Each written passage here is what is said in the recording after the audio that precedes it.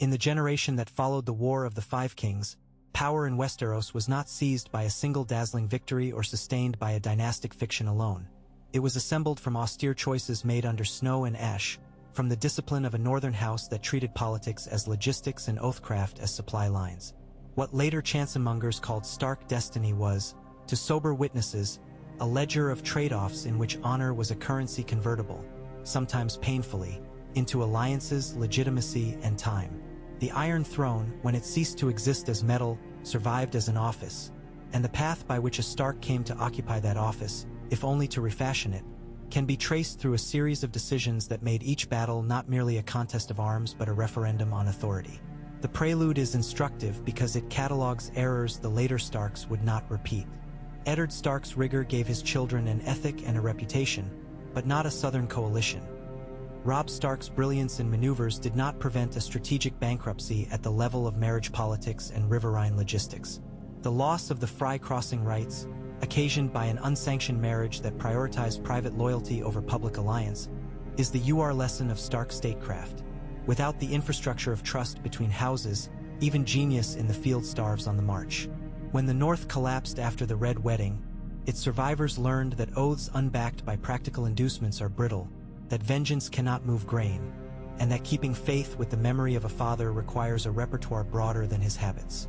The later arc of Stark power consists of transplanting northern reliability into unfamiliar soils. The Watch, the Free Folk, the Vale, and eventually a southern realm scorched by dragons.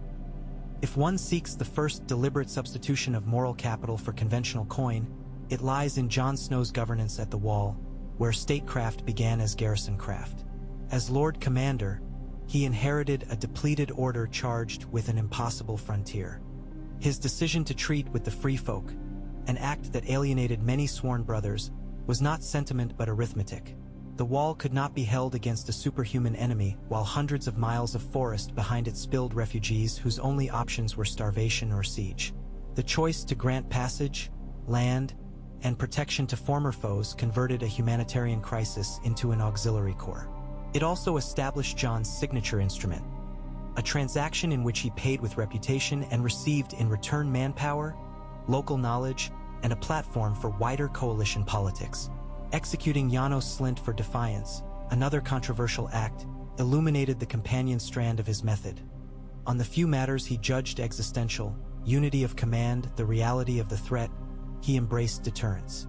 Fear and trust were applied in separate places for different objectives.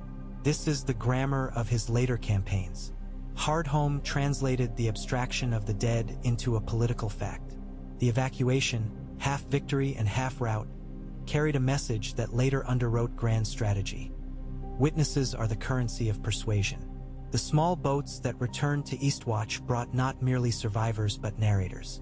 Veterans' recollections multiplied across the castles of the Wall, down to White Harbor, over to the Fingers, and later to Dragonstone. It would matter when he gathered lords to a summit where, in the old way, kings are made by speech. The mutiny at Castle Black and Jon's death, followed by his return, transformed risk into legitimacy at terrible cost. To the men who had preferred the simplicity of enemies to the north, the assassination seemed a final resolution. Instead, it yielded a leader whose authority, upon resurrection, altered the terms of obedience around him. The Watch's ancient law that life at the Wall ends at death gave him, in letter and spirit, a discharge. What he had built survived him precisely because he had tied it to outcomes rather than to personality. The Free Folk passage continued. The castles did not empty. The cause endured the shock. When he left the Watch, he did not abandon a command. He exported a model of coalition to the north. As he pivoted south, the question was whether the moral capital he had minted in black would spend in wolf gray. Sansa Stark's trajectory is the second thread that turns a northern ethic into continental leverage. Her survival in southern courts furnished a political intelligence the North had lacked in her father's time. The patience to harvest advantage from enemies and the willingness to use shadows to preserve the substance of the realm. The alliance with the Vale, secured through a labyrinth of obligation to Peter Baelish but consummated by alerting the right lord at the necessary hour, inserted a strategic reserve into northern calculations without declaring it. The letter-writing campaign that revived sleeping oaths and shamed wavering houses into action shows another stark technique that would echo later, embedding appeals within a narrative of return.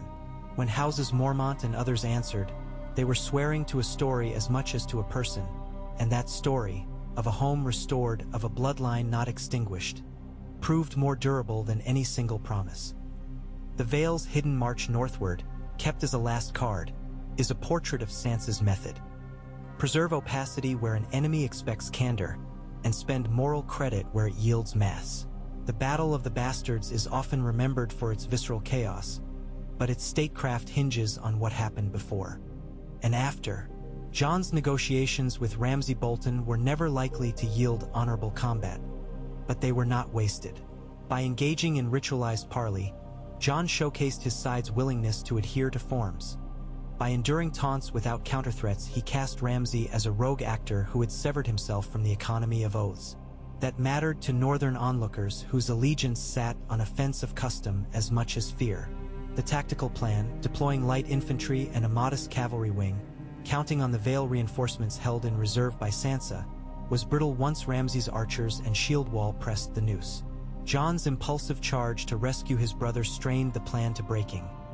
Here the ledger records a deficit, a commander's heart opening a hole in his line. But the reserve Sansa had assembled without his full knowledge delivered the field back to them. Strategically, the decision to keep the Vale unannounced served two functions. It immunized the reinforcements from Bolton preemption, and it guaranteed that the victory's narrative would include Sansa as co-architect. The post-battle dispensation, branding House Bolton extinct, redistributing its lands, and returning Winterfell to its ancestral rule, converted battlefield success into administrative power. Winterfell's Great Hall became a mint where political coin was struck. Houses were forgiven to secure future levy. Other houses were extirpated to demonstrate that betrayals incur costs. Jon's instinct to pardon young scions of compromised houses, particularly the Umbers and Karstarks, was controversial within the North but coherent as policy. In the ledger of statecraft, those pardons were down payments on stability. The North could not afford retribution so sweeping that it devoured its own manpower. The assembly that proclaimed Jon king in the North forged yet another element: acclamation as stabilizer. The shouts that year were not mere noise. They were a public subscription to a defense policy that merged northern autonomy with a continental purpose. To fight the dead first, to ignore the South's quarrels until the existential war was concluded. This mandate, however, collided with two necessities: the need for dragonglass and the need for legitimacy beyond the neck. Jon's departure to treat with Daenerys Targaryen at Dragonstone, leaving Sansa to administer Winterfell, is a moment where Stark statecraft splits its functions. Jon went as procurer of means. Sansa remained as curator of ends. The letters that flowed in Jon's absence show the friction this division generated. Northern lords mistrusted southern entanglement. Sansa managed the discontent without triggering secessionism. She understood that the North's patience had to be preserved for a larger transaction to come. At Dragonstone, Jon's negotiations traded pride for weapons and sought to justify a subordinate alliance by invoking survival. The choice to bend the knee when it came is a political hinge disguised as capitulation. By subordinating northern sovereignty to a claimant with dragons, Jon risked his acclamation but obtained a military transformation. Dragonstone's mines and Daenerys' fleets, and later her army, were inputs only a fool would spurn. But the statecraft value lies in the exchange rate. He paid with personal standing rather than with the North's material independence. Sansa's later insistence on northern autonomy shows how the leadership split kept options alive. If Daenerys won and governed well, the North could flourish within an imperial federation. If she faltered or turned tyrant, the North could reopen the question of sovereignty with an unimpeachable record of having fought for the realm. It is this optionality, preserving multiple future pathways, that marks Stark's strategy in its mature form. The so-called White Hunt beyond the Wall is an operation often condemned as folly, and by tactical lights the criticism lands. A raiding party burdened with a political objective, capturing proof, courted encirclement and loss. Yet, placed in the theater of persuasion where Westeros' southern elite lived, the mission's fruits had a different value. delivering a silent corpse to the dragon pit pierced decades of Southern skepticism in a single, incontrovertible demonstration. It induced a temporary armistice from the Lannister regime, even if that armistice was never intended in good faith. More importantly, it bound Daenerys emotionally and publicly to the war against the dead, even after losing a dragon to the enemy. The cost, Thoros of Myr's death, grievous wounds to heroes, and the strategic catastrophe of the wall's breach after Viserion's reanimation was appalling. But measuring statecraft by consequences rather than intentions, the episode expanded the quorum of stakeholders for the Northern War and positioned Jon as a statesman endured by many lords rather than adored by a few. His refusal to dissemble at the Dragon Pit, declining to make two incompatible pledges, looked maladroit to short-term schemers. In the longer arc, it served as a steadying signal. People who distrusted words began to trust his. Meanwhile, Winterfell incubated a different operation: the dismantling of Littlefinger's shadow market in loyalties. Sansa and Arya Stark orchestrated a judicial theater that looked, to superficial observers, like intra-Stark suspicion, but culminated in the exposure and execution of the Vale's master manipulator. The significance for statecraft was threefold. First, it severed the last external hold on the Vale levies, ensuring that their commitments henceforth ran through Sansa rather than around her. Second, it reassured the North that Winterfell was not a stage on which Southern intrigues would be allowed to persist. Third, it restored the primacy of judgment delivered in public, with testimony and lineage accounted for, rather than retaliations made in alleys. That standard mattered when the North next demanded sacrifices of its people. They accepted that the house in Winterfell had both cunning and scruple. The long night at Winterfell is, in the tale of battles, simultaneously a near failure and a conclusive vindication of the coalition that Jon and Sansa had assembled. The plan, to draw the Night King toward Bran Stark and to blunt the enemy with prepared fire zones, cavalry harassment, and layered infantry, met the reality of an adversary who converted fallen defenders into attackers and who suppressed visibility and morale alike. The Dothraki's disappearance into the dark, the ruin of the Unsullied's disciplined ranks, the attrition of northern levies in the courtyards and on the walls, and the grave vulnerability of the crypts when the dead answered their master are all engravings in the Book of Errors. Yet the battle's logic shifted when two stark decisions paid off: the recruitment of disparate fighters whose loyalties crossed old boundaries, and the presence of specialists suited for improbable contingencies.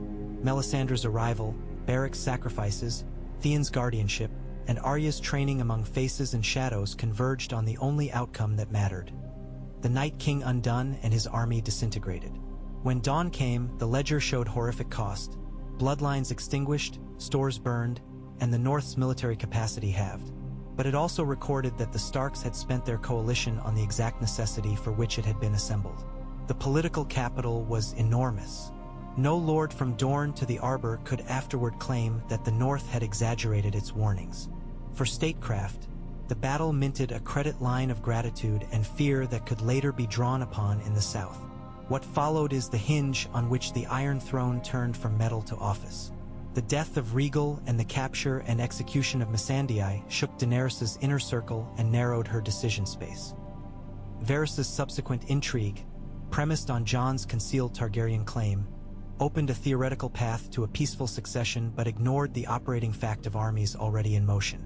Jon's refusal to conspire, again favoring a visible legality over an invisible solution, had consequences not only personal but constitutional. The realm learned that he would not depose a monarch by whisper. When King's Landing fell, the Stark record absorbed another grave contradiction. Jon had fought to save the living. He then stood on a street where living innocents burned because the queen he had aided refused to accept surrender as an endpoint.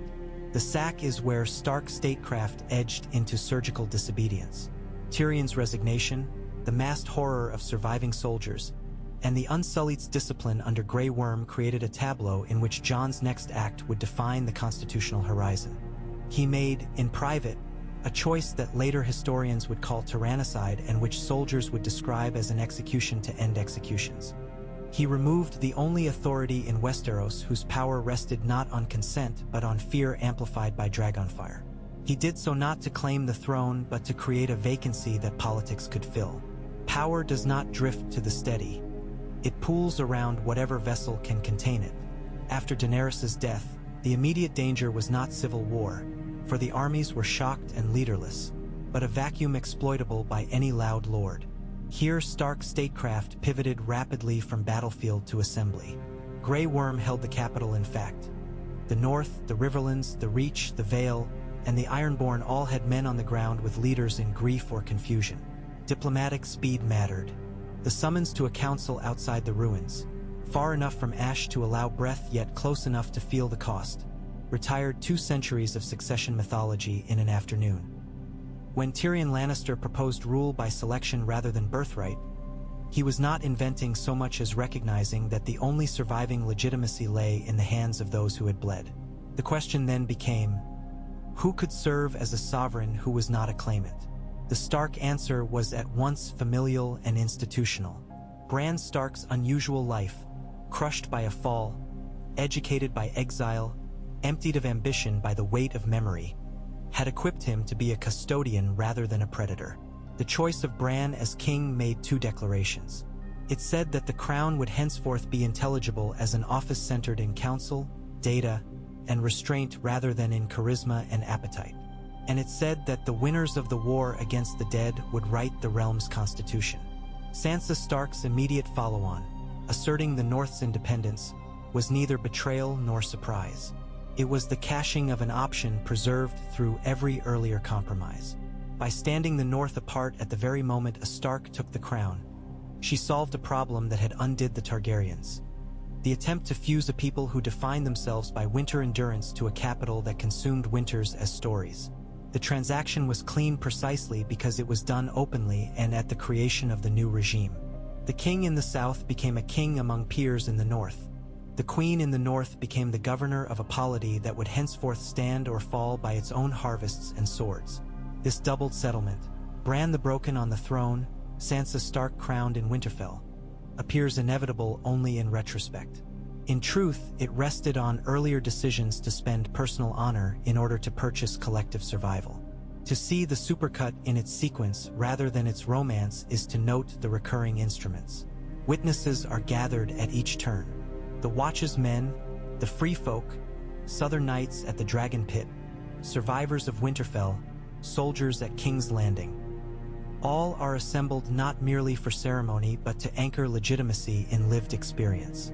The Starks consistently find the largest audience that will bear the facts and then they act. As if the audience were a jury. This is not the theater of charisma. It is the slow, accumulative persuasion required when a realm's laws are scarred. The refusal to act as if secrecy is strength is a gamble that only works when the facts one shows are unanswerable. A living dead thing in a pit, a dragon burning a city after bells, a king elected visibly, not whispered into being. These are nodes in a network of consent built under stress. Another instrument is the careful partition of functions between figures. Jon Snow is used as spear point and conscience. Sansa Stark is used as ballast and balance. Where Jon's declamations and refusals set moral horizons, Sansa's management of resentment and resource builds floors. This partition is visible from the Bastards campaign through the council that crowns Bran. In many regimes, managing such a division would require private bargains that later sour public trust. The Starks' comparative advantage was that their conflicts could be put in the hall without dissolving the coalition, because their ends were shared and their means sufficiently diversified. When Sansa kept her Vale reserve hidden, she gambled. When Jon pardoned wayward houses, he gambled. The risks ran in different vectors, and together they triangulated a victory. The treatment of former enemies forms a third instrument. The Free Folk are not simply saved. They are enfranchised as a buffer and a future. The remaining Karstarks and Umbers are not merely forgiven. They are reinserted as investment in a post-war political economy. Even Theon Greyjoy's partial redemption is allowed to stand as signal, not to the Ironborn alone, that the North could wait present service against past treachery when doing so secured the realm. The execution of Littlefinger shows the limit case. Mercy is convertible currency unless the counterparty is an ongoing threat to the ledger's integrity. When men or systems made duplicity the core of their value, the Starks closed the account. There is also a logistical understanding at work that rarely receives the attention paid to banners and blades. Grain, horses, and winter stores have speaking parts in this chronicle, even when their names are not said aloud. The decision to grant free folk land south of the wall is partly a fortification of agriculture. The management of Winterfell's cellars before and after the Long Night is a blunt assertion that policy begins in the granary. The North's choice to secede at the founding of the new regime is easier to comprehend if one counts roads as laws. A polity whose distances are measured in days of sleet must reserve the latitude to feed itself without waiting on a river fleet from a capital 2,000 miles away. To choose independence is to choose responsibility for logistics. Sansa took it. At several junctures, the chronicle registers dangerous deficits. Jon's penchant for high-worded candor nearly derails the Dragon Pit consensus. His tactical impulsiveness at the Bastards nearly surrenders his cavalry to a killing box. His loyalty to Daenerys until the city burned costs lives. Yet it is the same habit of treating words as bonds that authorizes his final act. A realm that has seen him refuse to dissemble reads his slaying of the Queen not as a coup but as the same unsparing correction he administered to Janos Slynt, scaled to the size of a continent. Sansas guardedness generates parallel risks. Withholding her veil reserved from Jon Byrne's trust even as it wins the field. Her decision to disclose Jon's parentage into a volatile rumor ecology accelerates Varys's plots and forces choices before they might otherwise have been made. Yet her habit of choosing the visible cost that preserves a hidden option, losing a measure of her brother's confidence to save the Northern Army, spending family privacy to compel a succession debate, yields the final gain she claims for the North.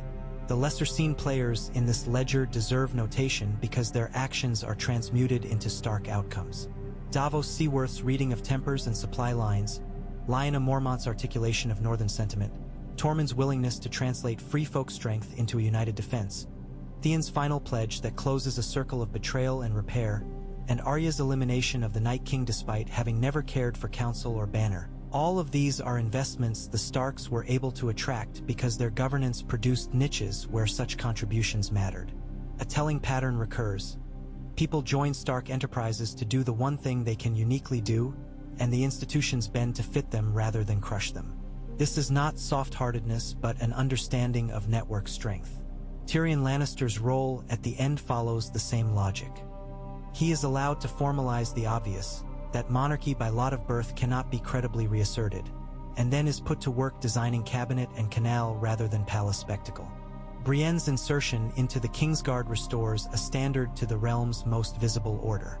Bronn's appointment as Master of Coin, doubtful to many, placates a predator by giving him a shop in which cheating is finally turned to accounted risk. The rebuilt council is less a choir of saints than an ecosystem of competences anchored by a king who does not need to be worshipped. When one arranges the battles by the decisions that framed them, rather than by the blood they drew, the narrative sharpens. Castle Black under Jon's command is a rehearsal of sovereignty by consent. He chooses enemies and allies and then enforces rules with an iron that does not rust in snow. Hardhome is evidence procurement. The Bastards is reserve management. The Dragon Pit is coalition formation. Winterfell's Long Night is risk concentration. The deliberate exposure of a critical asset, Bran, to the only attack that can end the war. King's Landing sack is the failure of deterrence that opens the path to a constitutio. NAL refoundation, and the killing of Daenerys is the final emergency power exercised to restore the possibility of law. Each engagement maps to a chapter in a manual of state formation. Identify the decisive fact, collect the community that can act on it, spend reputation rather than population when possible, and never allow a mystery to rule where a record can. The chronicle closes with a paradox that would have pleased old maesters. The Iron Throne is won at the moment it is destroyed. Drogon's melting of the chair converts symbol into parable. No one can sit on a blade that turns to slag. In the absence of the throne as object, the Starks present the throne as procedure. The realm accepts because the only alternative is a replica of what has just failed. Bran's kingship, Sansa's sovereignty in the north, and Jon's return to the margins he once made central together compose a settlement in which the house most associated with fixed places becomes curator of moving parts. The Iron Throne, as office, becomes too large for any one appetite. It requires memory, counsel, and restraint. The Starks, by hard learning, have those in stock. Many years after, when archivists catalog letters modeled by ash and ice, they will find that the decisions that won the Iron Throne were made far from it. They were made in a yard where a defiant officer was executed so that orders would mean something again. They were made at a harbor where frantic mothers pushed children toward boats and a commander chose to spend reputation like coin. They were made in a parley before a castle retaken by a last-hour ally who had been courted without vanity. They were made in a torchlit crypt where the past rose with hostile hands and was beaten back by those who refused to take myth as instruction. They were made in a quiet room above a city whose streets still hissed with cooling stone. String them in sequence and they form a supercut not of spectacle but of converging competencies. It is stark statecraft to treat politics as the movement of bread and bodies, to trust that a story told plainly often survives an army told loudly, and to understand that, in the end, a throne is less a seat than a system. If a future sovereign looks for guidance in this age, the council is not flattery. The ledger of choices records losses that were not avoidable and errors that were not trivial. But it also records a continuity of aim, to construct a realm that can suffer winter without devouring itself. A dynasty that survives on fear alone cannot survive a dragon's whim. A realm that survives on consent and habit can survive even the death of a queen to whom many had bent knee. The state built by the Stark decisions is not a temple but a mill. It grinds slowly, with snow clogging the machinery and the memory of horror in its gears. Yet it turns. And turning, it takes in the raw harvest of battles and yields, at last, a flour the people can eat. What stabilized the settlement after the sack was not any singular edict but a sequence of choices in which the Starks converted shock into procedure, and procedure into a habit of consent that could survive the absence of dragons. The first of these choices took place not on parchment but on a parade ground. The capital was held in practice by Unsullied who had been made orphans by oath. Their commander controlled squares and gates but not a program for ruling. Jon Snow understood that the most dangerous hour in any war is the one in which the battle's logic stops and no other logic has yet begun. And he treated that hour as a negotiation rather than a reprieve. When the city's remaining lords and captains were gathered at the ruins of the Dragon Pit, the bargain behind their grave civility was simple. Grey Worm would permit politics to resume in the realm if politics produced a judgment that did not humiliate his soldiers' sacrifices, and the realm would accept the Unsullied's honor as the last hard fact of the war if the Unsullied left Westeros having compelled a settlement rather than imposed a tyranny. Jon's removal of the queen who would have ruled by terror created the opening. The council's answer filled it. The result was a constitutional improvisation that later commentators sometimes called elective monarchy but which, in truth, was an armistice between competing legitimacies. Blood had failed, conquest had discredited itself, and so consent, however improvised, was the only coin that still changed hands. Inside that settlement lay a second bargain of equal importance. Jon's dispatch to the Night's Watch, framed as punishment by some and consolation by others, defused both army and rumor. It satisfied the Unsullied's need to see the Queen's killer constrained. It satisfied the North's need to avoid his elevation to a southern crown. It satisfied the realm's need to send its most dangerous symbol into a place where symbols are dissolved by cold and duty. The Watch, already legally outside the realm's ordinary hierarchy, became again what it had long been at its best: a safety valve in the constitution of Westeros. That the Order's castles were broken and its roles thin mattered less than the story that could be told about it. The Night's Watch was the one institution grand enough in memory to hold a man whose presence anywhere else would bend fealties out of joint. In this sense, the Watch's revival was not military first but political. A neutral zone where excess honor could be sequestered until it no longer threatened the public peace. It also signaled that the new regime would preserve old forms even when their original purpose had been spent, repurposing them as tools of reconciliation rather than letting them rot as relics. The council that chose Bran had, in the moment of choosing, committed itself to a difficult arithmetic. The realm's capacity to obey was depleted.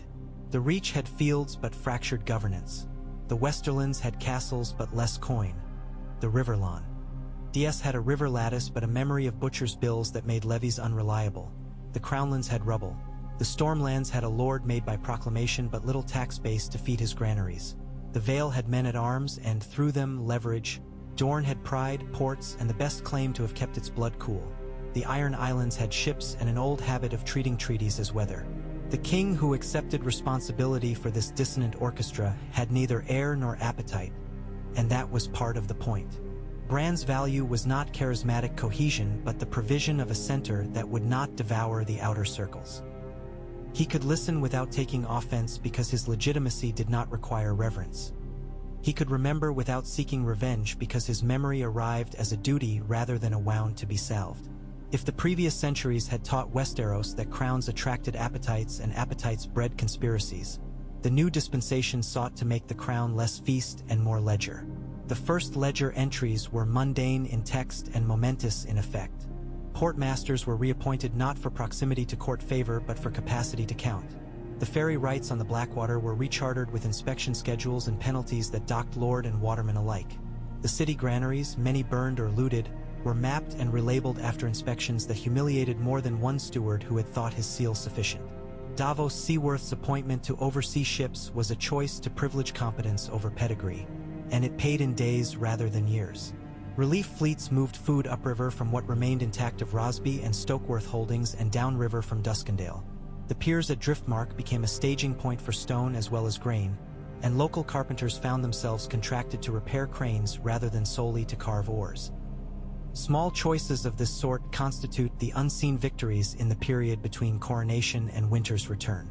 They do not look like statecraft and chansons, but they are the things by which cities live and thus the tests by which rulers are judged once drums fall quiet.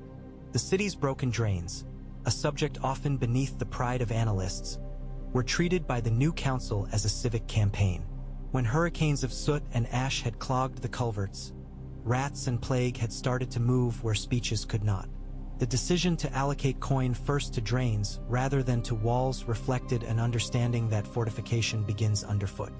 Bronn, as master of coin, was a signal that the regime would manage predators by harness rather than by hunt. He was given targets that could be measured, so many spans of pipe unblocked, so many yards of quay refaced, and punishments that struck his purse if he failed. The arrangement affronted classical theorists who preferred virtue to be rewarded in office, but it bought a year without pestilence and taught a citizenry bruised by queens and fires that the new government would stand them upright by means that did not glitter. In the ledger of Stark governance, this qualifies as a quiet use of a noisy man. The faith's role in the settlement, after the disaster of militant zeal in the last reign, was likewise recalibrated.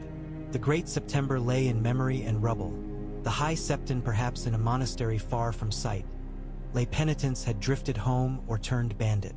The council could have exploited the faith's weakness to strip it of voice entirely, risking the growth of another clandestine zeal.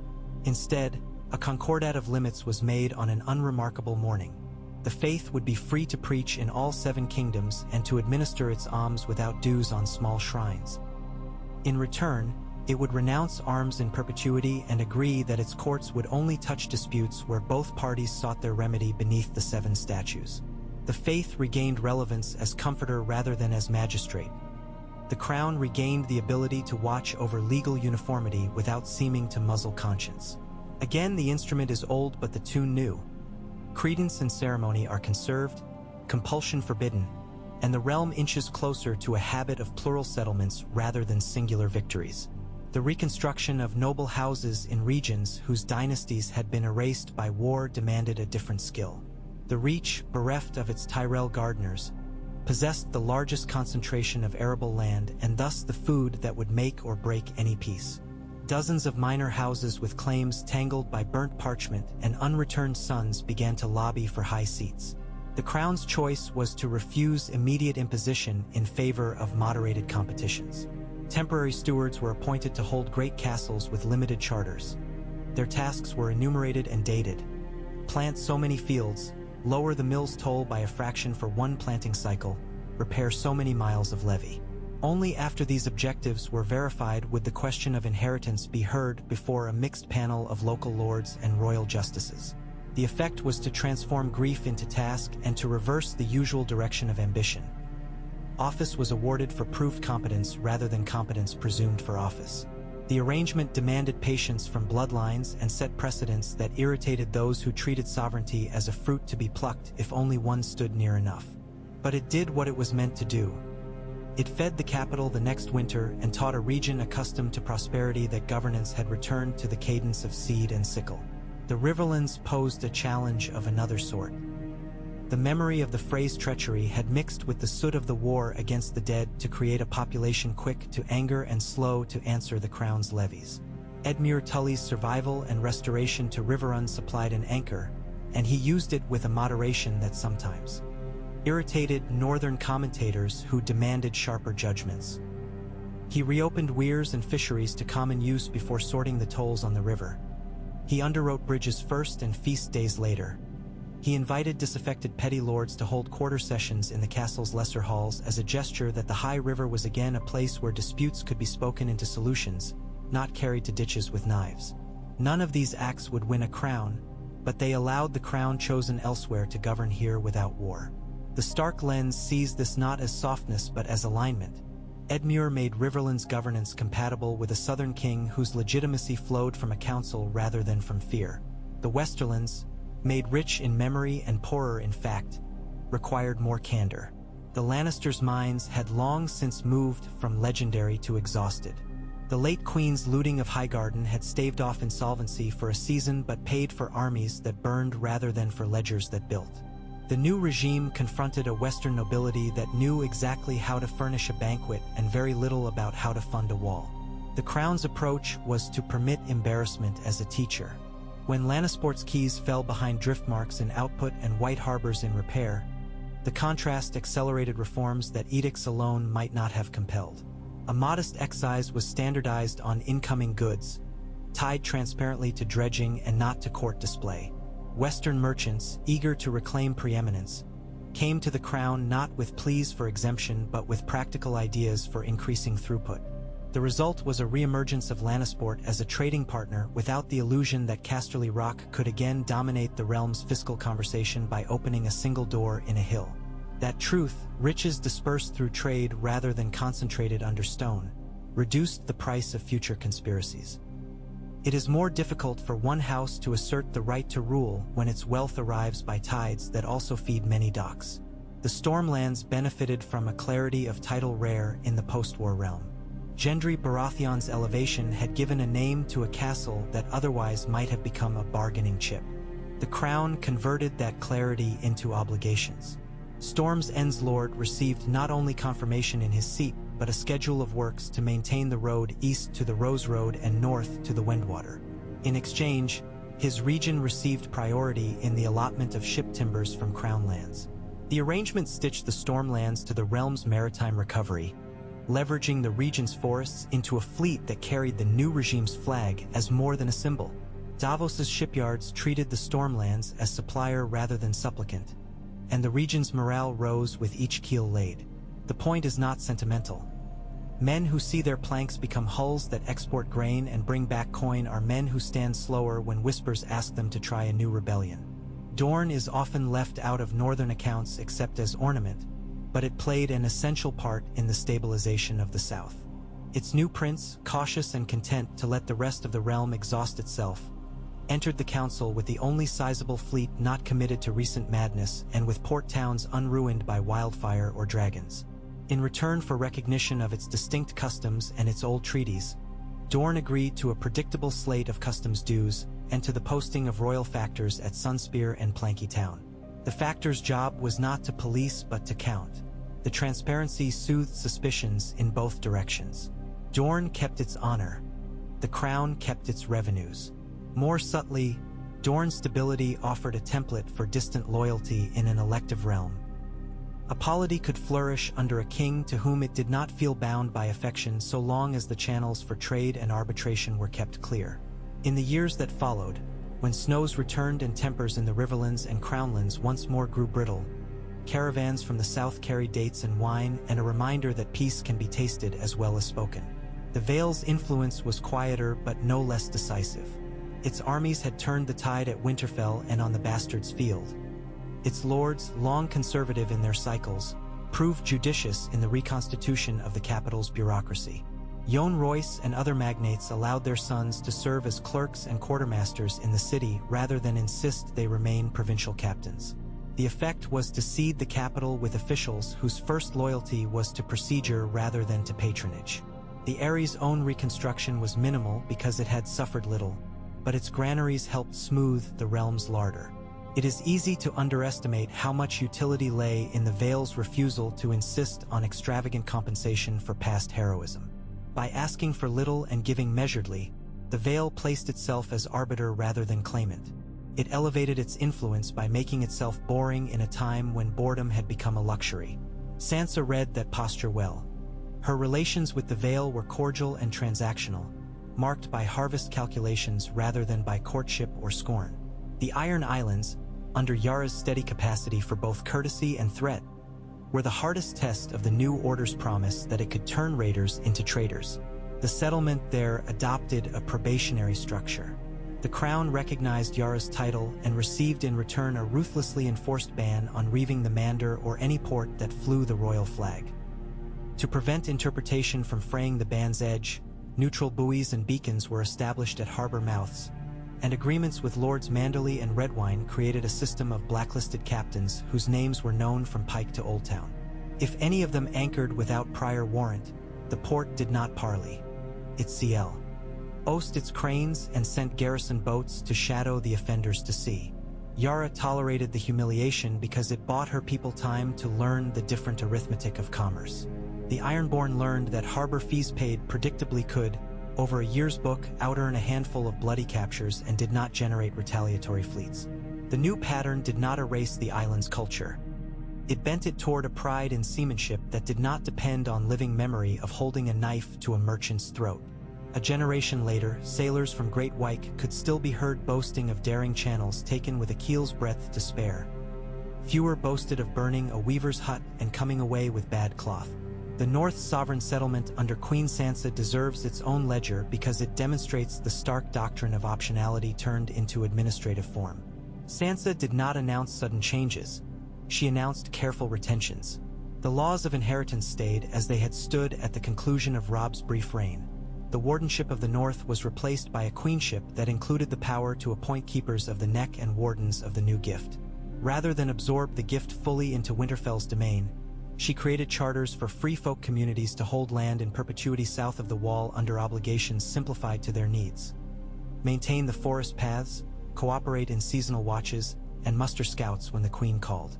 This moved the free folk relationship from provisional refuge to recognized tenure, closed a long and bloody chapter of Northern history, and ensured that the frontier's warning system would function without being funded from empty winter purses.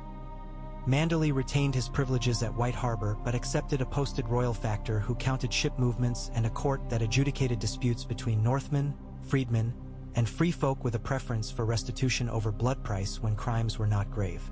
The effect was to welcome newcomers into a legal order without forcing them to pretend they had never been strangers. Sansa's other challenge was the country's scarred politics. Some houses had sat out the campaigns. Others had wagered on Boltons or on Southern Queens. Her decision to keep the pardoned heirs of compromised houses in place rather than relocate favored families stabilized lines of command. It also placed the onus of good behavior on the shoulders of young lords keen to prove that their houses' names would survive in honor. Sansa turned memorial into policy by instituting something unseen in the North since the Age of Heroes: a winter assembly at Winterfell where each house sent not only its head but the keeper of its stores. The agenda was predictable and unromantic. Inventories were compared. Surpluses pledged to deficit villages at fixed prices. Road upkeep assigned and measured. Disputes not solved in house meetings were escalated to her court. By making grain and road maintenance the season's public theater, she drained oxygen from quarrels that might have reignited the old cycle of honor feuds. She also turned the North's pride in endurance into a measurable thing: a yardage of planked track and a count of full granaries. If the North prospered in following winters, it was because the Queen married its ethos to mechanisms that translated habit into resilience. The interplay between the two Stark sovereigns, the King in the South and the Queen in the North, became a set of routines that prevented misunderstanding from hardening into dispute. They corresponded through stewards rather than directly when matters touched sovereignty. When northern traders asked for standardized weights so that their sacks would be measured the same by White Harbor and King's Landing, Sansa's steward proposed a unit. The south, via Davos, inspected, corrected by a hair's breadth where old measures had drifted, and adopted. When the Crownlands requested northern timber beyond agreed allotments to repair bridges across the Windwater, Sansa's court tallied its own road projects and offered a smart alternative. Send northern carpenters for a season at Crown expense and leave the forests untouched. The offer recognized that timber grows slow, skills quicker. The capital accepted, and a cohort of northern artisans returned with southern friendships unlikely to be made by arms. In each instance, optionality preserved at the moment of the council's choice of king was exercised as a matter of technique rather than threat, leaving pride intact and the ledger balanced. The realm's foreign affairs were managed with the same suspicion of spectacle. Drogon's disappearance in the east was not treated as a cliff on which to hang policy. Bran, through abilities about which the court remained polite and incurious, devoted attention to seeking knowledge of the dragon's course. Reports filtered from sailors of a great shadow over the Great Sea. Their variety and their frequency were recorded but not dramatized. The Crown neither declared a hunt nor made promises about control it did not possess. This forbearance had a quiet effect on public mood. By refusing to turn absence into terror, the regime allowed time to do what fear often will if left alone: subside. The Unsullied's departure for Noth concluded another chapter without grand pronouncements. Small convoys escorted them as far as the Stepstones. Provisions and neutral docking papers were supplied. A small scholarship was endowed in King's Landing for Nothi children orphaned by plague or war to learn shipcraft or numbers should any parent ever wish to send them. It was a gesture that distinct colors. The seven-pointed star appeared on civic buildings and courts more often than on standards. The royal device, simple and not overstated, was used on writs more than on shields. The Queen in the North's direwolf flew over Winterfell and over the tax house at White Harbor. It did not fly at Moat Cailin unless the Queen was in residence. These choices trained citizens to look for authority where decisions were made, not merely where capes were hung. Even the Crown seal, redesigned in the second year of the new regime, communicated restraint. It featured a chair seen from the side rather than a throne seen from the front, a desk with stacked scrolls and a single quill, and beneath it the words that some scribe with a sense of humor and duty had set: Service, Memory, Counsel. The design invited ridicule in some taverns and inspired the odd poet to craft little sermons. It also made clerks proud to press ring to wax and soldiers less tempted to make the badge an excuse. The Night's Watch itself, which in the settlement had been used as a political sink, evolved into something closer to a border service than a garrison. Free folk villages south of the wall supplied scouts in seasonal rotation, and in return for their eyes the watch sent healers and sacks of grain when winters hit hardest. The castles were not all reoccupied. Instead, the watch adopted a movable system of outposts reinforced when snow patterns demanded.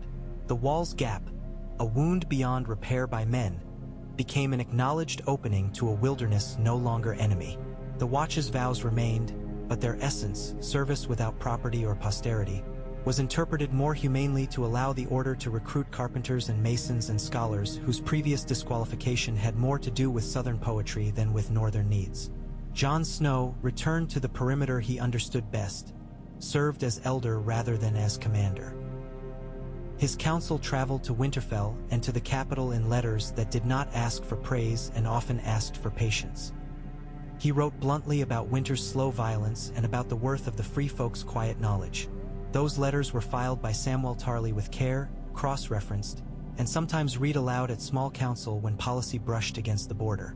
Samwell himself, raised to the chain and the office long enough to be effective but not long enough to become a caricature of his own plump diligence, embodied another stark lesson: that governance rewards leniency when it recruits competence thereby.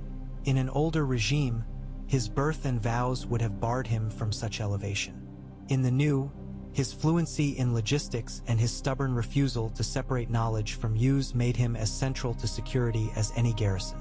He oversaw the rebuilding of the city's archive not as a shrine but as a workshop. Scribes were trained to copy tax rolls, court reports, and harbor tallies in a legible hand. Indexes were maintained with a rigor that broke quills and habits. As a result, mysteries that had served as excuses for corruption grew rarer. 1,000 carts of grain do not vanish when 3 clerks in different rooms know what day they were supposed to arrive and where the cartwright lives whose carts never did. The Crown's justice, slow and formal, relied upon this visibility to correct not only the great crimes of treason but the small thefts that undid public faith in the idea that law could be shared. The city itself, rebuilt in patches rather than through a single grand plan, acquired a new texture. Markets were moved back toward the river where water could wash them and away from alleys where urine fermented and catch pockets lurked. The bell towers, once tokens in royal propaganda, were rehung with clappers donated by guilds, and a schedule was posted not for coronations but for fires and floods.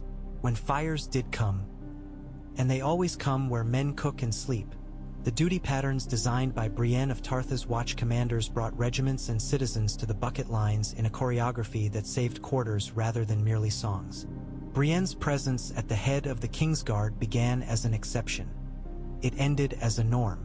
She demonstrated that mercy and discipline are not opposites by insisting that her guardsmen train with blunt swords with the same intensity as with sharp, and by making the guard visible not only at court but at markets and ferries. This display had a measured purpose. If citizens see a guard twice in peace for every once in crisis, they learn to look for protection rather than to brace for intrusion. The economy's rhythm shifted from gold and spectacle to grain and timber, then slowly, as confidence returned, to craft and contracts. Coinage remained standardized, the mints frightened into cleanliness by audits that arrived without heralds. The Iron Bank, which had once mastered kingdoms by lending with a smile and foreclosing with a frown, accepted the new regime's mundane insistence on schedules and collateral in land rents rather than in promises of future victories. It found, to its surprise, that predictable interest payments yield more influence than bribing the ambitious. The Crown did not boast that it had tamed Bravosi coin. It instructed local customs houses to count with new scales and allowed letters from the bank to sit unopened for a few days if they arrived after market. Quietly, the balance of leverage shifted. When the bank threatened and was met with silence and the following week the gold arrived anyway, it learned that it had become a partner rather than a puppeteer. This lesson, like many in the period, came dressed as tedium. It was, in fact, security. If one seeks drama in this era, it is found not in palace plots but in the choices not made. The Crown did not embark on overseas adventures to salve injured pride. It did not use the Dothraki as enforcers in the countryside. It did not replace lost dynasties with pet CLI, hence in ways that would have provoked endless border disputes. On several occasions, opportunities presented themselves. A self-styled prince in the Stepstones offered to fly the royal flag if the Crown would clear pirates.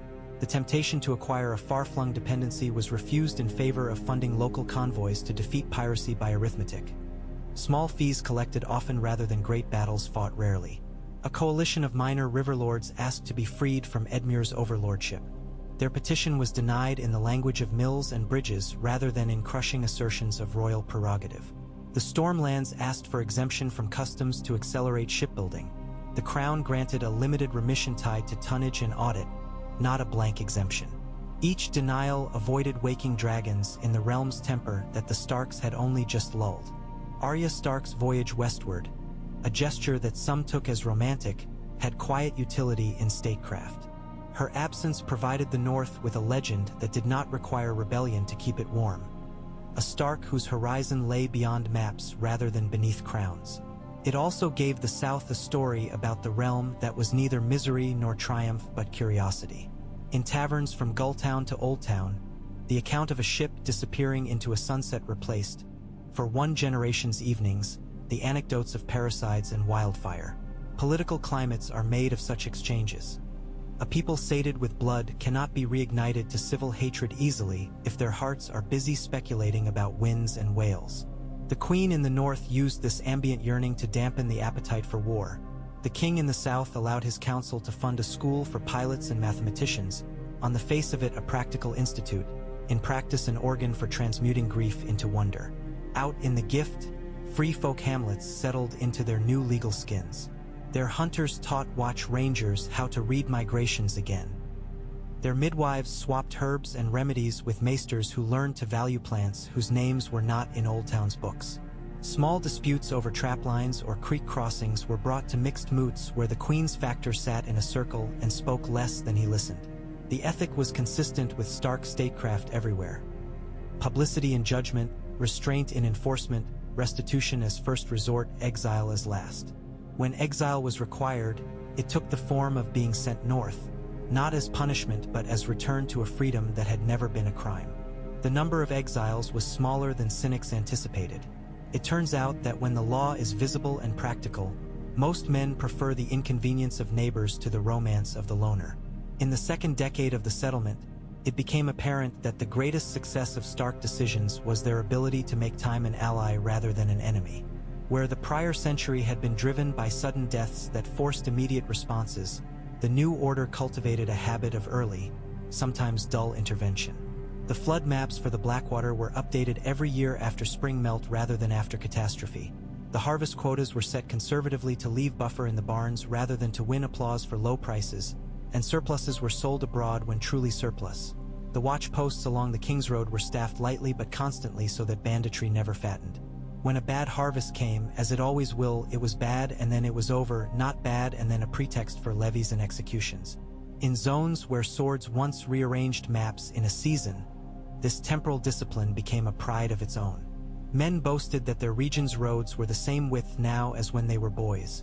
Widows observed that the prices of bread and salted fish did not seesaw with each rumor. Shipmasters grumbled that inspectors arrived on time and left on time, which is to say, they complained about predictability because they had grown and used to it. The theory of sovereignty was quietly rewritten under these conditions. The crown's right was no longer asserted as a claim to command so much as it was demonstrated through service that was boring and essential. The faith's efficacy was judged by whether it kept soup kitchens open in frost, not by whether it could crown or uncrown a monarch. Noble houses learned that their standing in court rose and fell less with their feasts and more with their quarterly tallies of ditch digging and levee repairs. The old language of honor did not disappear. It was made to compete with a new language of works. This did not empty life of romance. It moved romance to other grounds. Songs emphasized voyages and craftsmanly excellence. Young men and women who once might have aspired to command bands at a lord's banner aspired to pass the guild trials for shipwright or architect. None of this happened by decree. It happened because the sovereigns refused to valorize rebellion with attention and insistently rewarded maintenance with coin and reputation. Stark statecraft, in this mature phase, still bears the traces of its formation in war. It abhors ambiguities that permit panic, and so it clarifies thresholds and procedures. It is suspicious of personal power amassed for its own sake, and so it divides functions across figures with different temperaments.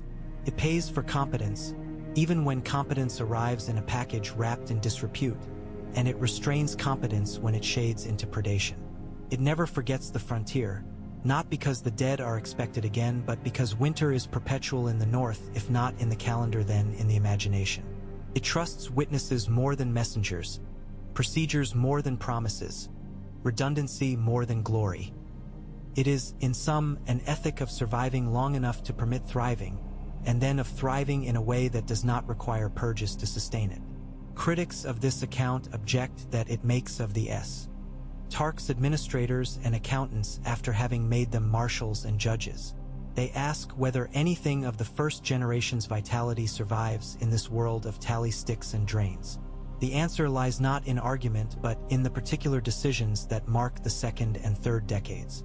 When a famine threatened a belt of villages north of the Honeywine because of blight that struck one variety of barley harder than others, the crown resisted the temptation to order grain shipments south from the north or east from Dorne that would have importuned pride or depleted resilience.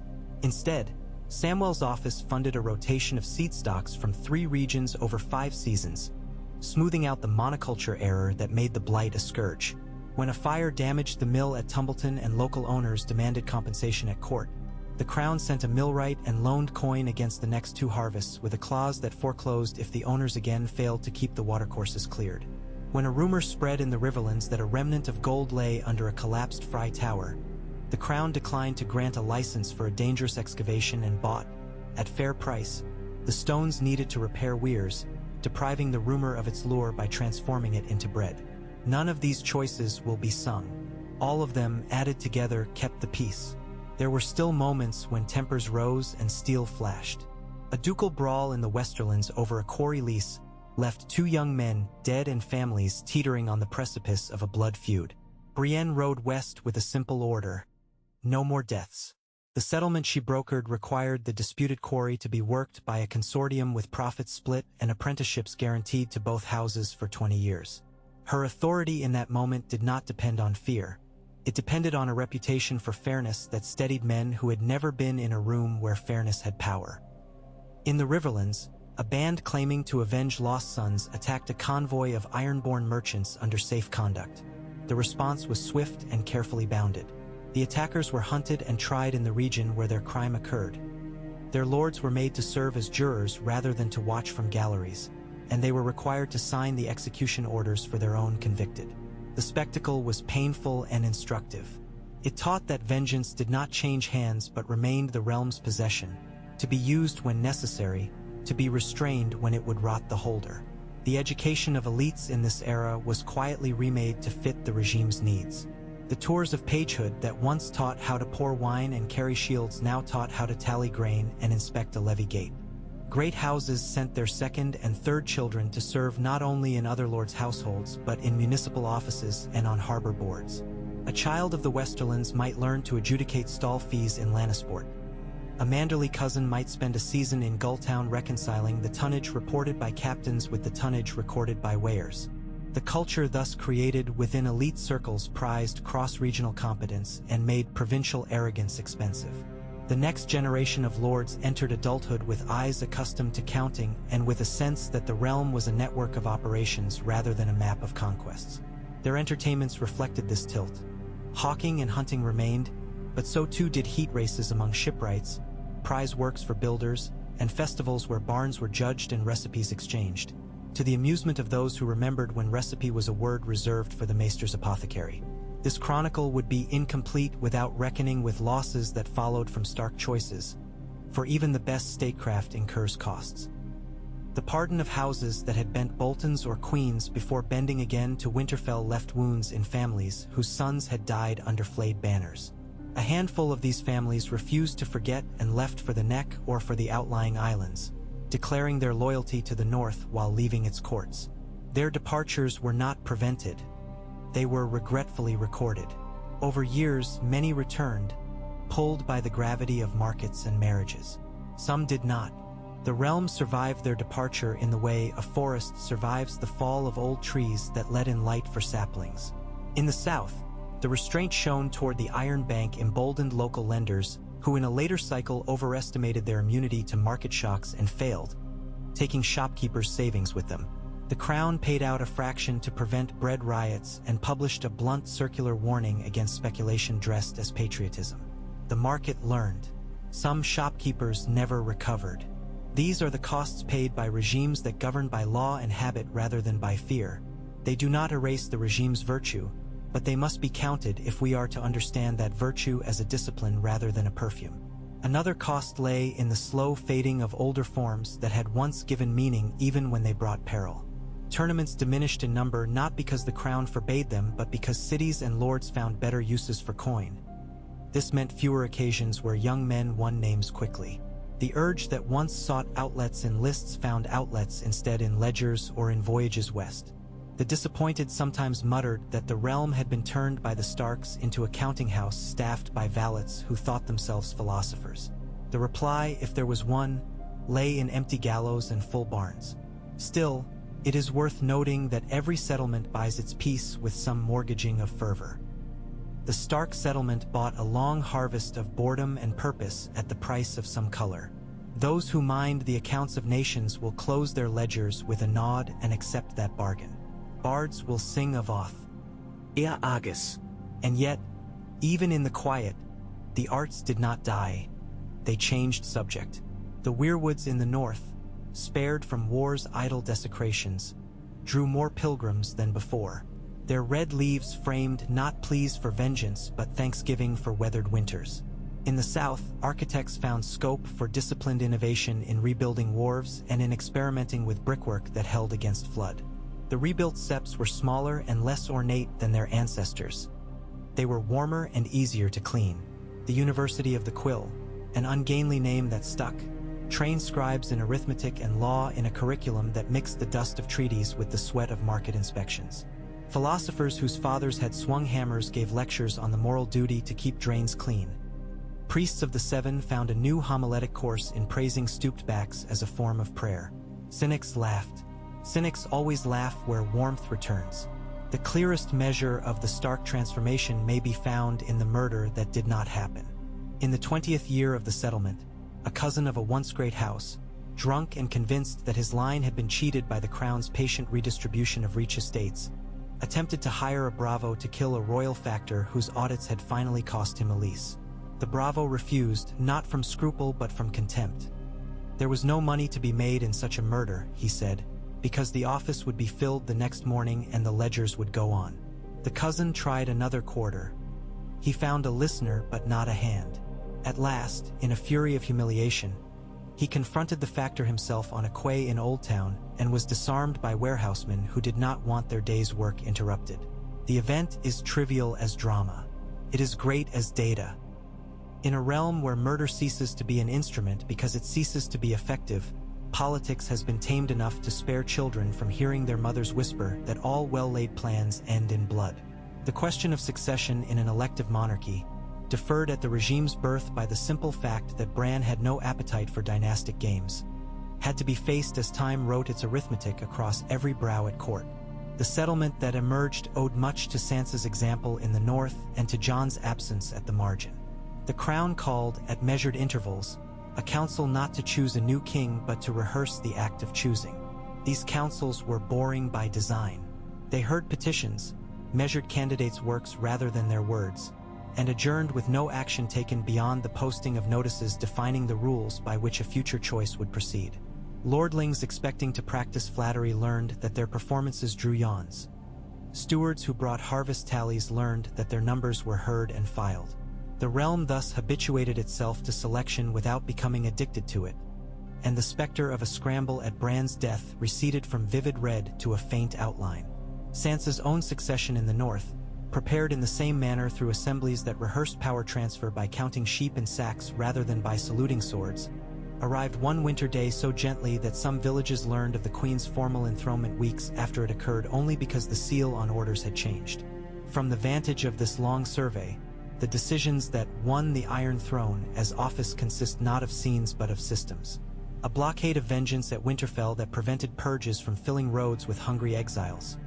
A discipline at Dragonstone that traded pride for resources and modestly framed those resources as means to a defensive end. A performance at the Dragon Pit that made spectators into jurors rather than courtiers.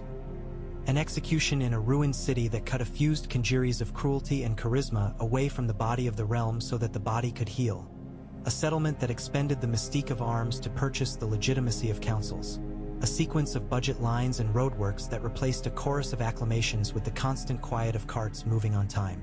When assembled, these form a contour that looks, to the impatient eye, like inertia and to the patient eye, like design. It is possible to ask whether different choices might have yielded a richer pageant. Certainly a monarch more interested in monuments might have rebuilt the Red Keep in splendor and announced a new era with displays a century later visitors would admire.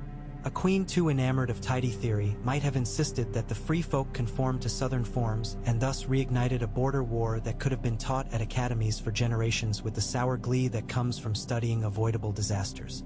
A king with a wand of finance might have played the Iron Bank with more brilliance, borrowing grandly and risking collapse and thus perhaps earning the praise of those who confuse daring with genius. None of these paths would have been Stark paths. The Starks accepted that their story would be told in spare prose and in ledgers rather than taken down by court painters at feasts. They wagered that, across decades, a people raised under reliable roofs would become the stoutest defense against those who would again try to bend the realm by sudden fire or golden bribe. It is the wager of farmers and of bookkeepers. It won. An assessment in this key does not sanitize. It remembers the smoke rising over King's Landing and the children's bones. It recalls the crypts of Winterfell and the grim humor with which men later told of being attacked by uncles who had died in their cradles. It sits with the fact that a man who never sought kingship was compelled to do the one deed for which ballads have no honest rhyme, and that his conscience bore the weight unshared thereafter. It listens to Sansa's measured voice reading winter accounts while the wind asked impertinent questions at windows. T hears the oath steel's reflection on Brienne's armor as it stood in light that did not flatter. It accepts that the glory the realm achieved was the sort that leaves few statues but many wells. In that light, the supercut does not end with a coronation or with a council's applause. It ends every year with the last cart of grain arriving just in time before the first deep snow, with a tax collected fairly enough that the payer knows where it will go, with a court that adjudicates the clash of plow and fence without requiring a duel, with an audit that embarrasses a favorite and so reassures the anonymous, with a ship built well enough to survive a winter storm, with a northern child taught to name constellations and a southern child taught to measure timber. When histories are written as instructions, they omit how much of survival feels like humdrum. When the Starks governed, they turned humdrum into their instrument. They called it duty. The realm called it peace. If a last accounting is desired, a final table can be drawn up of choices and outcomes, not to close the matter but to provide another generation with a model for thinking when wind and rumor next begin to lift. The choice to treat former foes as future neighbors converted enemies into outposts. The choice to gather witnesses rather than to cultivate sycophants converted truth into strategy. The choice to pay with reputation more often than with lives converted charisma into credit. The choice to divide functions across figures converted ambition into a check and a balance. The choice to prioritize logistics over spectacle converted coin into continuity. The choice to prefer temporal discipline, slow corrections, rehearsed selections, over sudden shocks converted mortality into succession. In aggregate, these decisions did not forge a throne. They domesticated it. No one will ever again melt it with a dragon's breath, because the throne that remains is not an object but a practice, and practices spread in ways that make fire less useful than calendars. From that practice, the realm did not awaken one day into perfection. It awoke season by season into a tolerable order. Snow fell, taxes pinched, men cheated, storms sank boats, fields failed and recovered. But mothers learned that their sons could grow old in uniform without becoming instruments of caprice. Merchants learned that contracts would be read aloud in language both parties understood. Lords learned that scowls impressed no one if their bridges washed away each spring. Priests learned to find their dignity in filling bowls. The Starks had not taught the realm contentment. They had taught it a structure within which contentment could sometimes form. In the end, when, in old age, courtiers attempted to coax grand reflections from those who had been present at the turning points and survived, they received recollections plain to the point of seeming ungrateful to posterity. A shipwright spoke of timber angles and brine. A captain of a city watch spoke of patrol routes that cut thievery not by hanging but by making it hard to plan. A widow in the Riverlands told a scribe that after the wars there had been 3 years without brigands and now there had been 20, and she did not miss the years with brigands. A free folk elder said that his people had learned to argue with neighbors without reaching for their knives. Somewhere in the north, Jon Snow walked along a timberline and counted spruces blown down by a gale that reminded him, perhaps, of the first winter he had endured in black. He would have found enough to do and no need to speak. In King's Landing, Sansa's letters arrived in good order, bearing news of lambing and of a road pulled an inch away from a bog where it had sunk every year since the time of Bran the Builder. In the capital, Bran's council opened, as always, with each minister stating what he had done and what remained undone, and no one asked for trumpets. That is how a throne is won in a house that refuses to rule by terror. Not with a blaze that convinces the watching world that all must kneel, but with a ledger that convinces the living that kneeling will not be asked for often and never for vanity. The Iron Throne was a chair that made men cruel because it suggested that to sit was to be safe. The Starks unlearned the chair. They replaced it with rooms where people stood, spoke, listened, and tallied. When the wind hissed around the city's new stone, it hissed in tune with masts and market awnings, and the hiss said not glory but enough. Enough food, enough coin, enough justice to see the realm through one more winter and then another. Enough that when, long hence, Someone asks where the moment lies at which the throne was truly won. The answer will contain no single name or day. It will contain a method, and methods, unlike chairs, survive the fires they cannot prevent. The settlement's scaffolding expanded into a framework when law itself was put through the same discipline that rebuilt quays and drains. What began as a series of emergency ordinances and repairs in the months after the sack matured, within a few years, into a set of principles recited shorthand as the assizes of the Dragon Pit. Not a charter proclaimed in splendor, but a family of practices named for the place where the realm first consented to be governed again. The assizes stipulated that any levy, tax, or fee must be legible to those who paid it, posted in the marketplace nearest the thing it funded, and audited by 2 clerks from different houses. They codified that criminal judgment must be delivered in daylight, with the accused name, the charge, the evidence, and the penalty all spoken in a single session. They did not abolish hanging or beheading, but they fenced both with proof. They provided that no house, however tired of rivalry, might proscribe an entire family for a single member's treason without the council's assent. Most consequentially, they formalized the royal circuit. Itinerant justices who rode the realm's roads on fixed calendars, hearing appeals and testing local courts' fidelity to procedure. The effect was not merely judicial. The circuits became the crown's pulse, carrying news about harvests and highwaymen as well as petitions and precedent, and returning with reports that allowed the council to intervene early where collapse might otherwise brew. Weights and measures, the marrow of any merchant's trust, were likewise dragged from the swamp of custom into the sunlight of standard. The King's Stone and the Queen's Bushel were defined by iron standards held in triplicate at King's Landing, White Harbor, and Old Town, and taken by circuit once a year to check the stones and scoops of towns that traded. Inspectors learned quickly that a bakery's crust told them as much about a magistrate's honesty as a transcript did. Auditing a city kept its stomach calm. Braun, who would have scoffed in his earlier life at the nobility of scales, grew adept at guarding these measures as if they were coin, because they were. Grain sold by a fair bushel is a tax collected without uproar. The army that survived the wars was redesigned not as a courtly ornament but as a reparable tool. The crown's standing regiments were paired to a corps that could garrison the capital, hold bridges, and stiffen militia. Beyond that nucleus, defense lay in trained bands bound by drill rather than by display. Muster codes were posted. Which villages must furnish archers, which hamlets pike, which towns carts, what rations each must carry, and how long a muster could be sustained before the economy kinked. War, when it returned, would require a deliberate breaking of this equilibrium and would therefore announce its costs in posted numbers rather than hiding them in the rhetoric of banners. Training was standardized under captains who cared less for flourishes than for formations, and the old southern infatuation with heavy cavalry was curbed by northern memory that horses panic on ice and burn in dragon flame. Cavalry remained for scouting and for pursuit, not for the self-flattering shock that breaks lines and treasuries. Signals and communications were given a similar modest revolution. The Ravenry's practices, once a maze of local conventions and guarded perches, were reorganized on a grid. Perch houses were reforged and moved to distances that a tired bird could still cross in adverse wind, and each keeper was required to keep a book noting sending times and arrivals. The crown invested not in exotic beasts but in redundancy. Extra birds sent with the same message by staggered routes. More keepers trained than posts needed.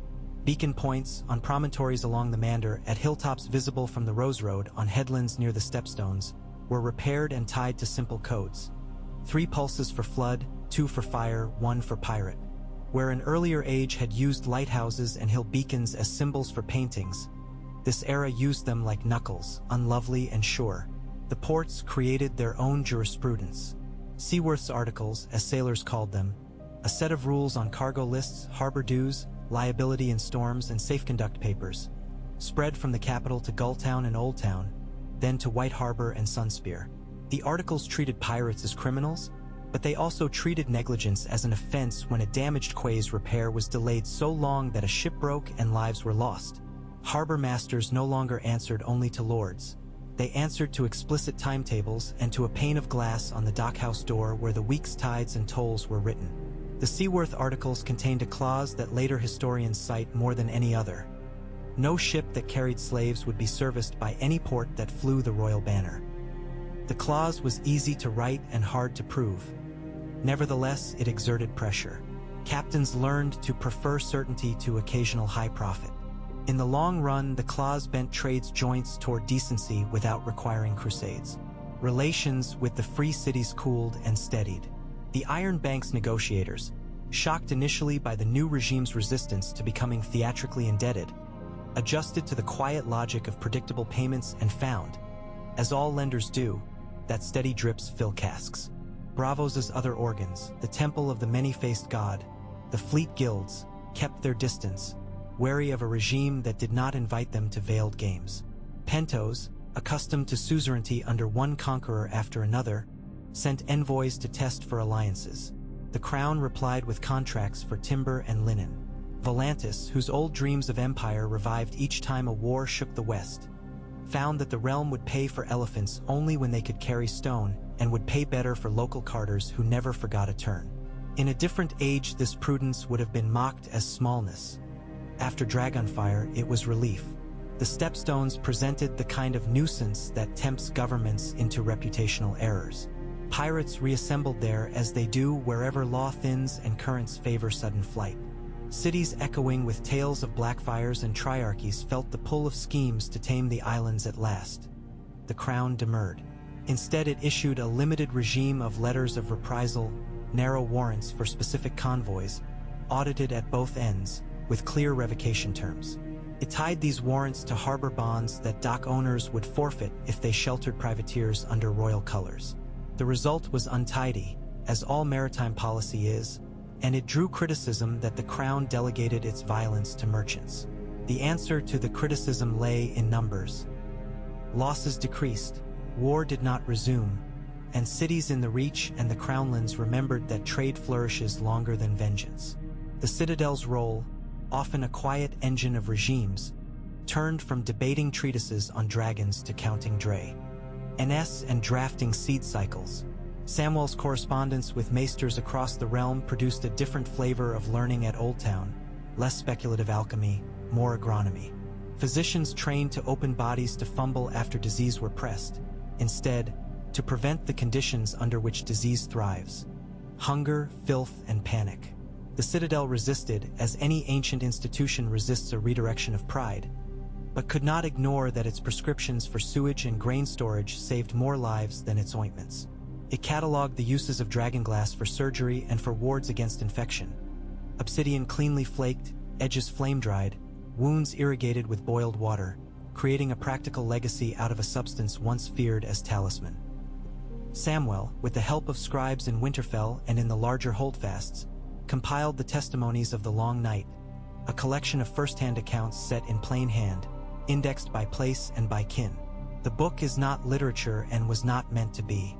It was a hedge against forgetting that the world narrows when only soldiers speak.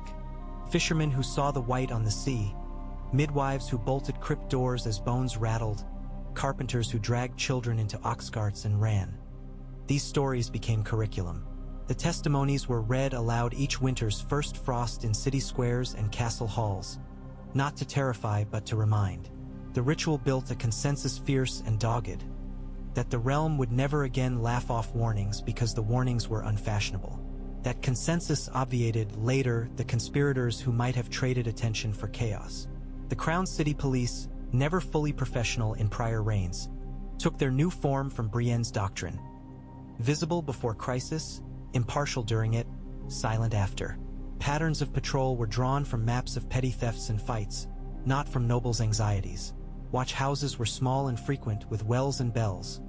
Fire brigades drilled weekly. Winter shelters opened on the first freeze rather than after the first corpse. The policy's political yield was large. Citizens who have felt a gloved hand lift them from a collapsed stairwell are less likely to treat the state as an intrusive stranger. Lords who have seen their quarrels interrupted before blood is drawn are quicker to accept that the same hand will, one day, bar them from overreach.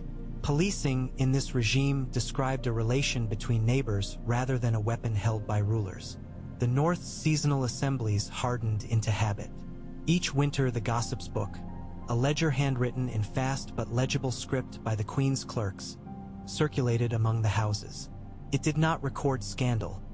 It recorded the mundane, Road repair completions, barn collapses avoided, midwinter calf survival rates, ferry incidents, hawk sightings along the Gift, useful for predicting weather, and timber thefts punished.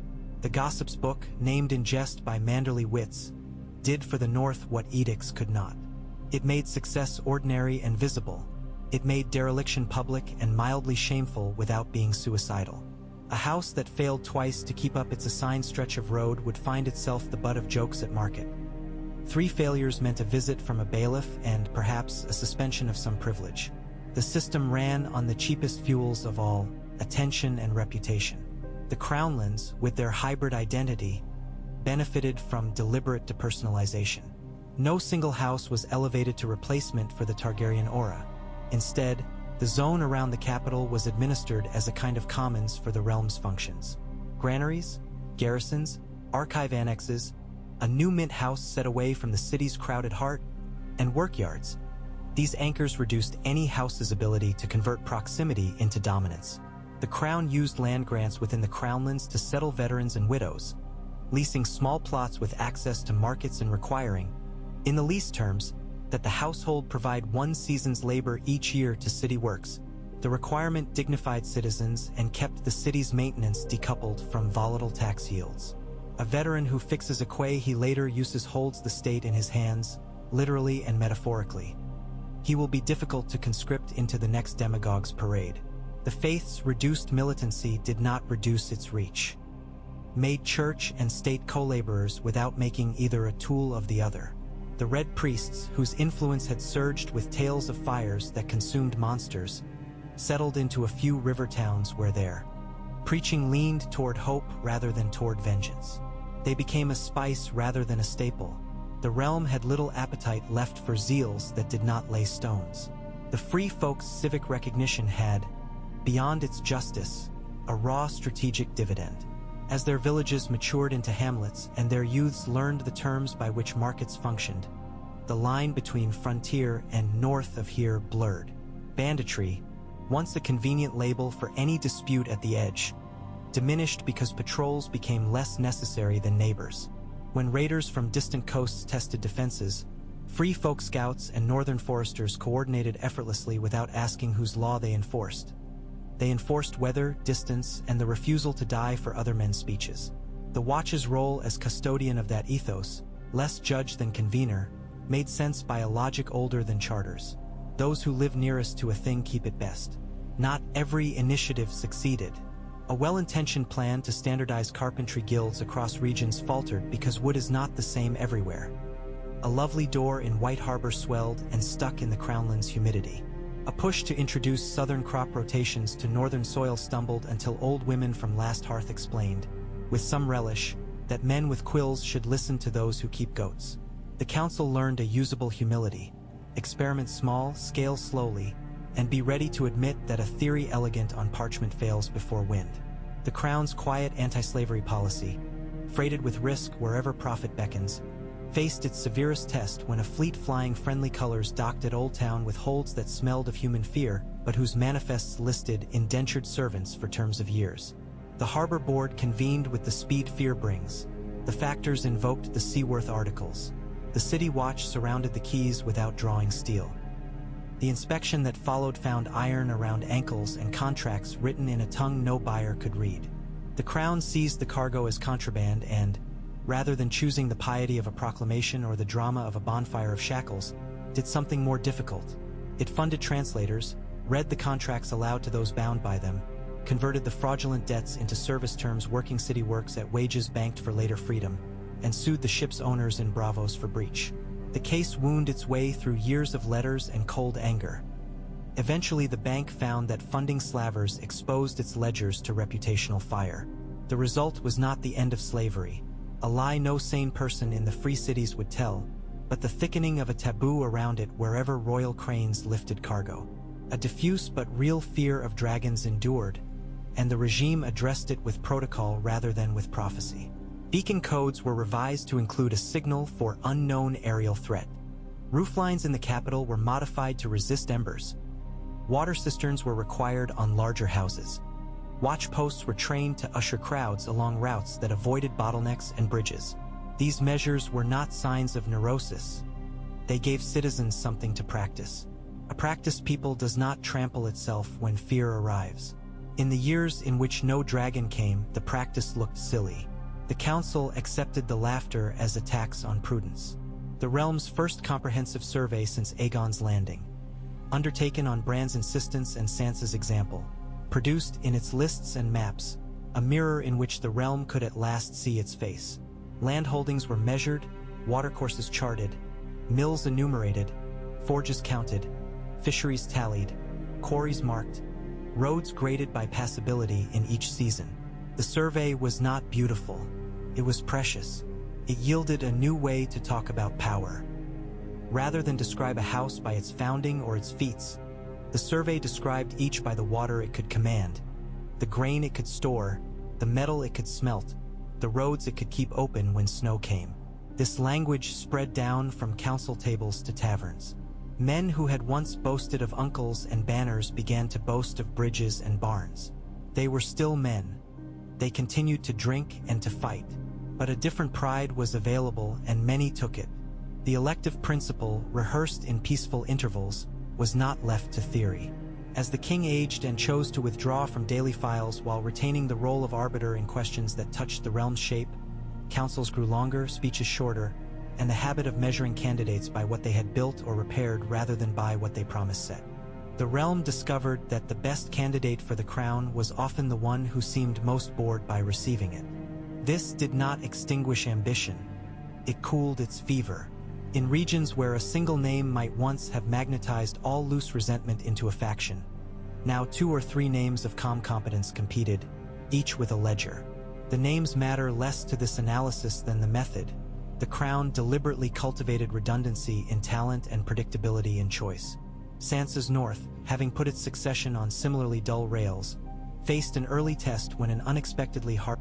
The winter killed, as winters do. Children's names were carved into doors. But there was no riot, and the spring that followed sprouted not just green but confidence. The North had weathered a thing alone, independent as it insisted upon being, while using the tools learned from a sibling realm and lending back lessons without blush.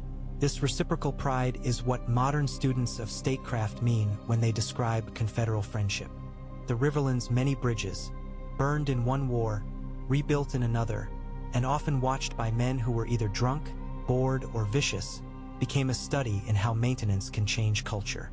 Edmure's insistence that bridge watchers be paid from a common fund rather than by tolls eliminated the petty tyrannies that toll keepers invent to fill their purses and their hours. The region did not fill with saints. It filled with men whose temptation to extort dwindled because their wage would be docked if traffic slowed beyond a set threshold. Everyday cruelty declined as a side effect of new arithmetic. When disputes did force arms into fields, their conduct bore marks of the new settlement. A boundary quarrel in the reach between 2 houses with ancient vineyards, inflamed by a dry season and by bards egged on by matriarchal pride, evolved into a skirmish before the crown stepped in. The intervention did not take the shape of a grand army. It took the shape of auditors, bridge keepers, and a circuit justice bringing both houses into a barn and measuring casks. Men sneered at this, as men sneer at any intrusion on their appetite for theater, until the barrel tallies and river heights made their cause look like bad bookkeeping. Pride was allowed a side door. The houses pledged a marriage between apprentices in their cooper guilds and swore to a 10-year blending of vines along a newly surveyed line. Armies disbanded not for fear of the crown but because their lords were embarrassed by numbers. The peace that follows embarrassment tends to last. The capital's festivals, once coronations punctuated by panics, shifted to concerts of competence. A week each year the royal court opened its archives and led workshops not unlike fairs. Shipwrights displaying a new joint for keel timbers that flexed without splitting. Masons demonstrating a lime mix that cured in frost without crumbling. Midwives exchanging techniques, maesters listening and writing. Coopers comparing staves. Millers explaining how to listen for a stone that was wearing wrong and how to stop a fire before it ate the grain. These gatherings sound dull to ears trained by a century's worth of ballads. They were not dull to those whose sleep shifted with the sound of mills. On the last day, a memorial was held for workers who had died that year in service to the realm. Bricklayers losing their footing, watchmen collapsing in smoke, sailors pulled under in harbor squalls. A crown that names such deaths publicly as service shares its prestige in a way that no banquet ever does. A strand of skepticism unfriendly to this chronicle will ask if all this competence masks consolidation. The answer is that all governance consolidates. The question is where and how. In the Stark settlement, consolidation occurs around procedures rather than persons. No house can plausibly pretend that it alone possesses the skill to choose a sovereign. The choosing is practiced by many. No city can credibly assert that its lords alone can maintain drains and keys. The articles bind all. No faith can claim the sword. Its force is in kitchens and bedsides where no soldier can command. This diffusion of edge is the most radical act in a land that for centuries believed that iron makes right. Iron still matters. Men are built of blood, and the world does not soften because a sentence is well phrased.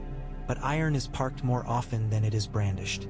If there is a single decision that epitomizes the Stark approach in the era after Ash, it is the Crown's appointment of a master of works.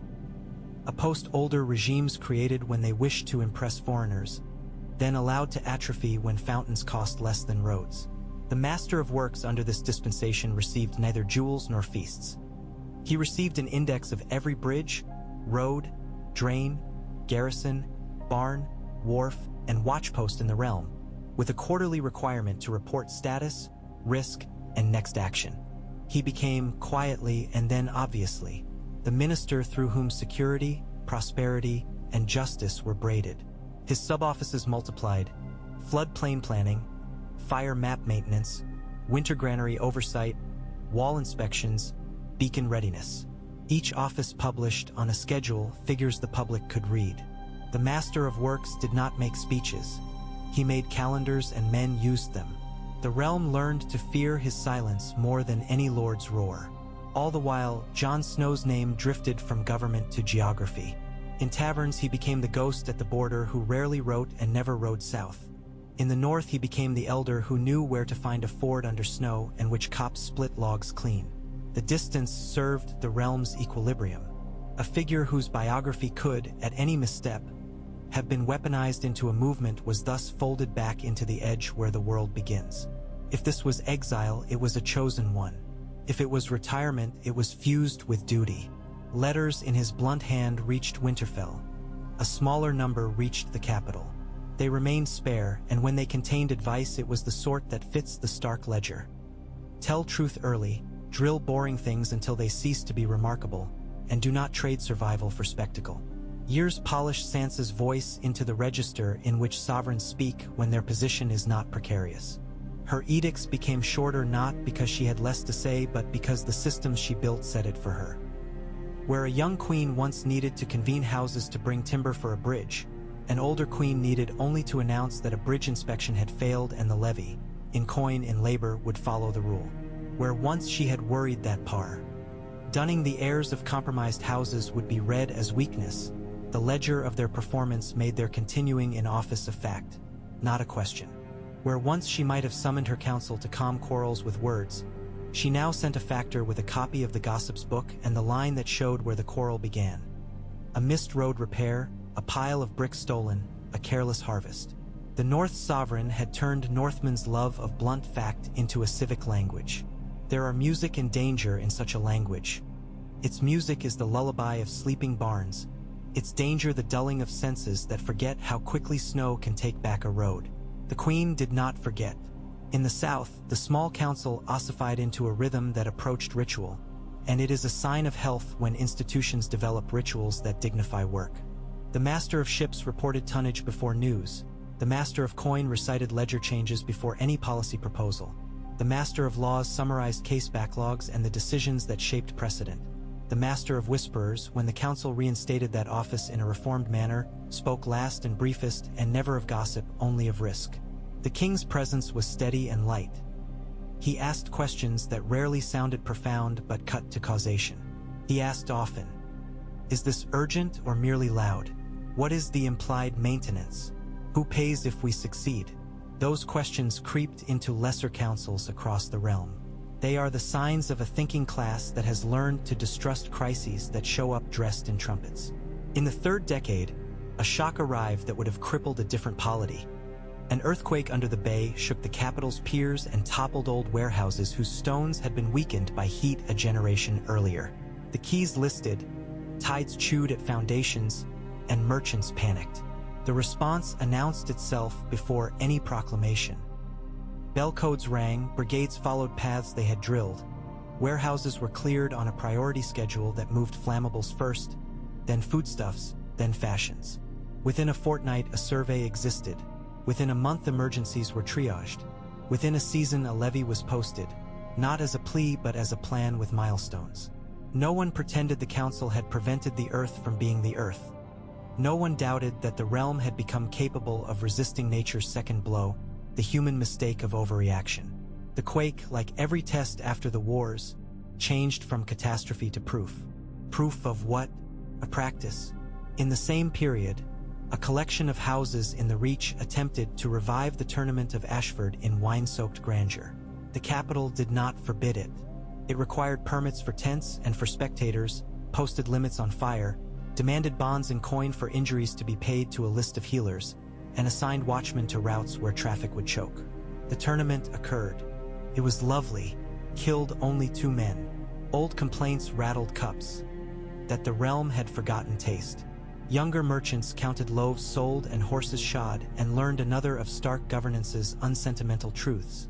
That pleasure regulated is more durable than pleasure made rebellion. By now it becomes clear why the supercut of decisions that won and then domesticated the throne is hard to make into a spectacle. Each cut is a ledger entry. Each effect, a decrement in risk rather than a fanfare in triumph. The arc composed of these cuts tells how a bannered people learned to value signatures on schedules, how lords learned to fear accountants more than assassins, how captains learned to grumble that inspections, though tiresome, saved ships and lives. The arc does not conclude with a king dying gloriously or a queen renouncing war to plant an orchard in a symbolic gesture viewed from above by painters with good commissions. It concludes, if it concludes at all, with an archive that contains more receipts than pleas for mercy, and with a people who, when they hear the word council, think of dry throats and careful words rather than of blood on flags. This is not to sentimentalize a bureaucracy. Records can justify pettiness. Ledgers can become weapons as sharp as any dagger when wielded by men who hide behind columns to cut down reputations. The Stark settlement defended against that danger with publicity. It used the habit of printing fees and judgments and weights to make the bulwark against pettiness the citizenry itself. Petty regimes depend on secrecy. Petty officials perish under sunlight, though they often scorch a few innocents before they do. The Crown instructed every town to have a wall where notices must be posted twice. Once by the issuer, once by the clerk. 2 postings meant 2 independent eyes, and 2 eyes might catch a lie that one would miss. Under that thin membrane of ink lay the realm's protection from slow corruption. From the perspective of a maester looking back with chilly affection, the question remains whether this method could survive a return of grand temptations. A charismatic warlord's promise of sudden greatness, a religious revival's promise of sudden purity, a foreign war's promise of sudden unity. There is no law that bars such returns. There is only a population habituated to query costs and a class of stewards drilled to count consequences.